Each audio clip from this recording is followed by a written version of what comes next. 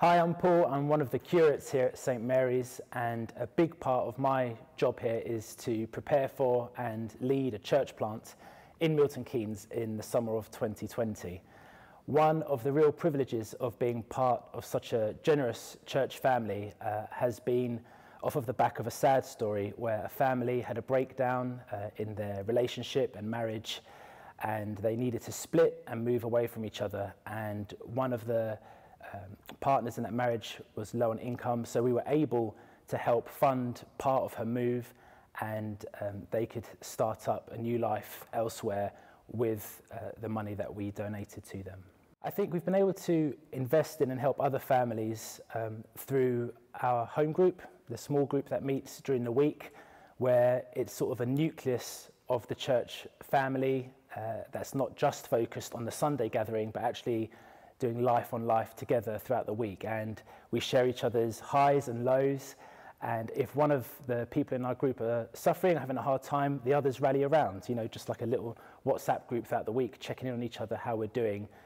taking a step towards living out church in a small way as it might have been in Acts, for instance. Being part of the community here at St Mary's has been brilliant. It's reminded my wife and I what it's like to really be integrated into and embraced by a church family where we share each other's highs and lows, where we remind each other that we are family, whether or not we disagree with each other, and moving on together towards the vision that St Mary's has.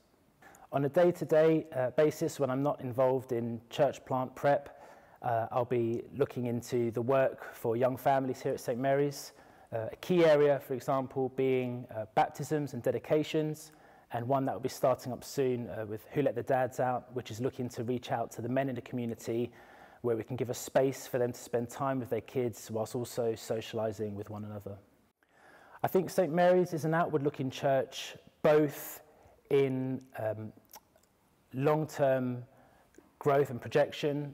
via with all the church planting that's been taking place with St Joseph's, St Fride's, and how we resource other churches in Milton Keynes. But I think we also managed to drill down into the detail of outreach through one-to-one relationships with the schools that we have, with some of the elderly in our community, along with some of the community that aren't as advantageous financially as others through events like